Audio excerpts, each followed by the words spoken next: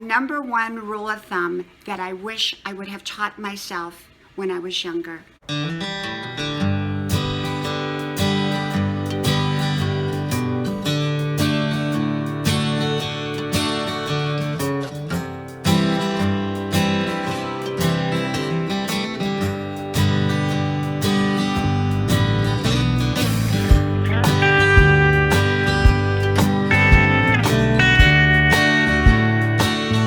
Number one investment I wish I would have known. Hello, y'all. I'm Diana Brienne.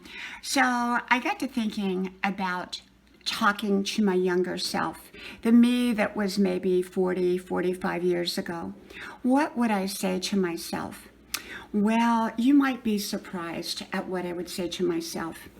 I grew up in a generation that basically females look to men to rescue them in some way, to be their career person in their life. And they were basically mothers, which is wonderful and amazing career and job to do. And yet, I grew up where women didn't invest in themselves like they do today. They were not taught to invest in themselves.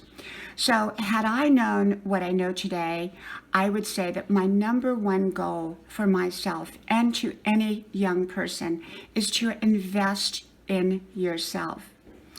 I remember I was about 18 years old and I was in college, and a friend of mine, her name was Barbara, I remember her name, we were taking a walk, and I always walked or ran or exercised. And I remember her and I having this conversation. And I said, you know what? If I'm not married by the age of 20, I don't know what I will do. I wanted to be married by the age of 20. Thank goodness I wasn't. But what I didn't realize is that I needed to invest in me. Sure, I was in college, but my mind was not focused on self-investment. It was focused on investing in someone else's future entirely. Now, being a mom is the greatest role I've ever had.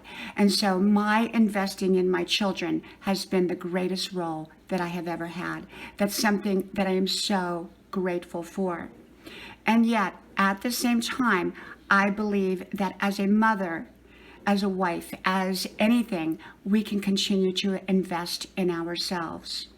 And I think so often people begin to invest in other people that they forget about themselves as well. And then one day they find themselves with kind of a diminished investment in who they are. And so for me at age 63, I invest in myself.